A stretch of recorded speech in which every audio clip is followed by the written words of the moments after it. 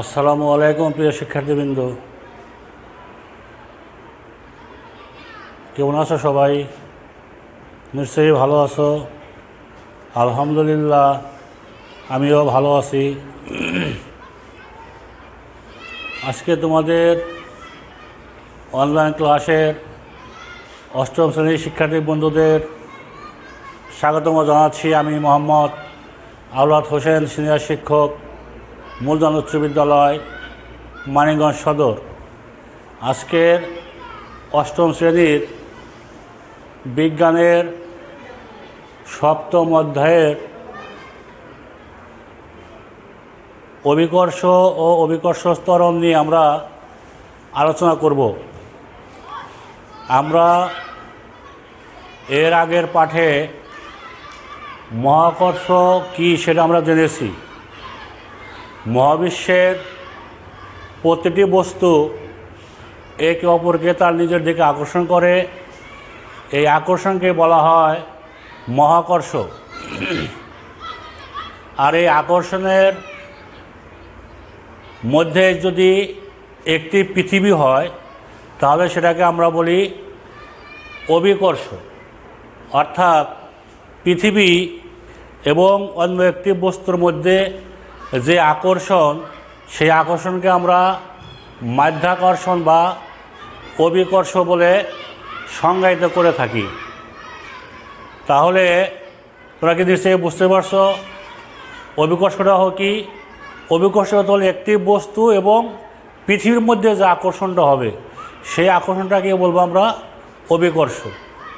তাহলে বন্ধুরা বলো তো, গাছ থেকে ফল পড়ে নিচের দিকে আসে, এটা কি আকর্ষণ? এটা হলো অভিকর্ষ। কারণ ফল এবং পৃথিবীর মধ্যে যে আকর্ষণ হচ্ছে, এই আকর্ষণের ফলেই ফলটা পৃথিবীতে আসে, এজন্য এটাকে বলা হয় অভিকর্ষ। আর মহাবিশ্বের চাঁদ এবং সূর্যের মধ্যে যে আকর্ষণ, এই আকর্ষণকে আমরা কি বলবো?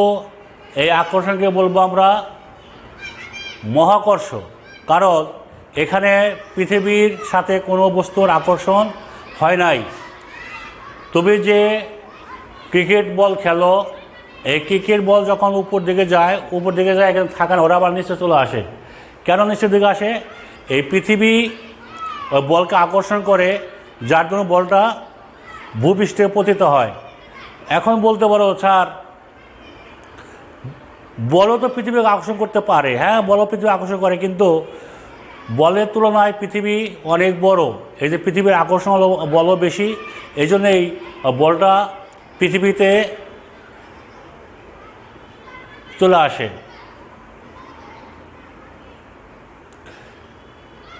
তাহলে বন্ধুরা, কোনটা মহাকর্ষ এবং কোনটা অভিকর্ষ এটা নিশ্চয়ই তোমরা এখন বুঝতে পেরেছ। অভিকর্ষ বলের প্রভাবেই বস্তু বেগের পরিবর্তন হয়। এই যে বস্তুর, একটা স্থির বস্তু সেটা চলা শুরু করে বা চলা বস্তু স্থিতিশীল হয়, এই যে বেগের যে বৃদ্ধি আর কম বা বেশি হওয়া, বিশেষ করে অভিকর্ষ বলের প্রভাবে বস্তুর বেগ কী পায়? বস্তুর বেগটা বৃদ্ধি পায়। এই যে বৃদ্ধি পেল, এই বেগ বৃদ্ধি পাওয়ার যে হার বা বেগ যে বৃদ্ধি পেল, এটাকেই আমরা ত্বরণ বলে থাকি। কি বলে থাকি? এটাকে আমরা ত্বরণ বলে থাকি। অভিকর্ষ বলের এই যে ত্বরণ, এই ত্বরণটা কেন সৃষ্টি হলো? এই ত্বরণটা সৃষ্টি হলো অভিকর্ষ বলের প্রভাবেই এই ত্বরণের সৃষ্টি হয়। যেহেতু বেগ বৃদ্ধির হারকে কি বলা হয়? ত্বরণ। বেগ বৃদ্ধির হারকে বলা হয় কি? ত্বরণ। তাহলে অভিকর্ষ বলের প্রভাবে মুক্তভাবে পড়ন্ত কোনো বস্তুর প্রতি সেকেন্ডে বেগ বৃদ্ধির হারকে বলা হয় ত্বরণ। কি বললাম বন্ধুরা? অভিকর্ষ বলের প্রভাবে মুক্তভাবে পড়ন্ত বস্তুর প্রতি সেকেন্ডে বেগ বৃদ্ধি পাওয়ার হারকেই অভিকর্ষ ত্বরণ নামে অভিহিত করা হয়। তাহলে কি বলল? অভিকর্ষ ত্বরণের প্রভাবে অভিকর্ষ ত্বরণের অভিকর্ষ বলের প্রভাবে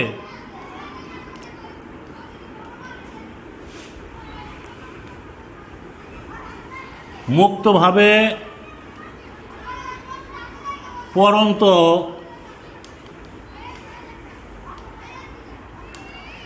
কোনো বস্তুর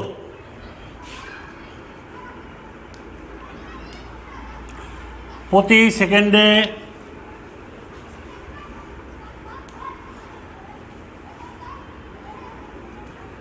বেগ বৃদ্ধি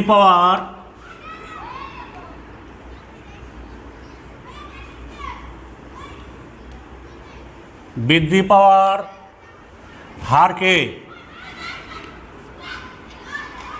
অভিকর্ষ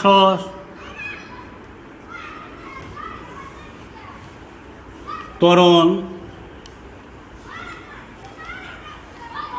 বলে। ঠিক আছে বন্ধুরা, তাহলে অভিকর্ষ ত্বরণের সংজ্ঞাটা আমরা শিখতে পেলাম। এই অভিকর্ষ ত্বরণের মানটা আমরা ছোট হাতের জি দ্বারা প্রকাশ করি। কী দ্বারা প্রকাশ করি? ছোট হাতের জি দ্বারা প্রকাশ করি এই অভিকর্ষ ত্বরণের মানকে।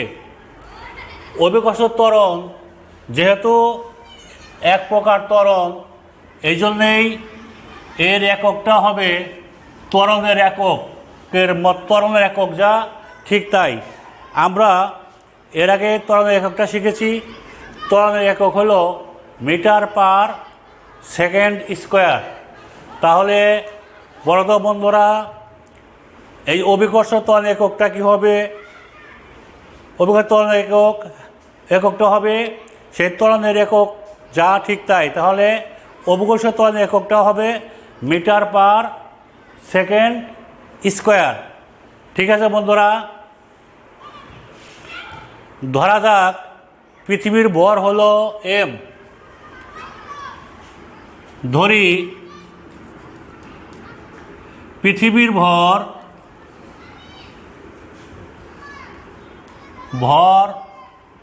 m।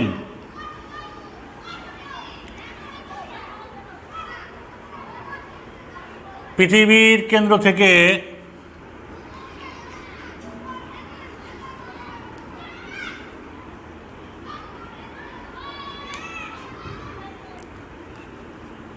কোনো বস্তুর দূরত্ব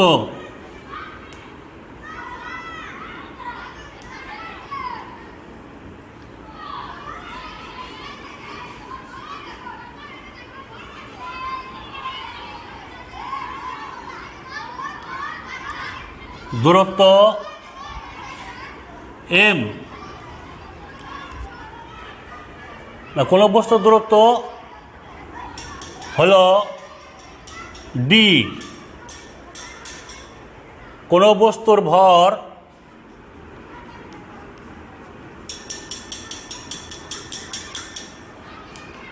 m। তাহলে কি ধরলাম বন্ধুরা? পৃথিবীর ভর ধরলাম m, বড় হাতের m, বস্তুর ভর ধরলাম ছোট হাতের m, এবং পৃথিবীর কেন্দ্র থেকে বস্তুর দূরত্ব ধরলাম d। তাহলে মহাকর্ষের সূত্র অনুসারে দেখা যায় F সমান g m by d square.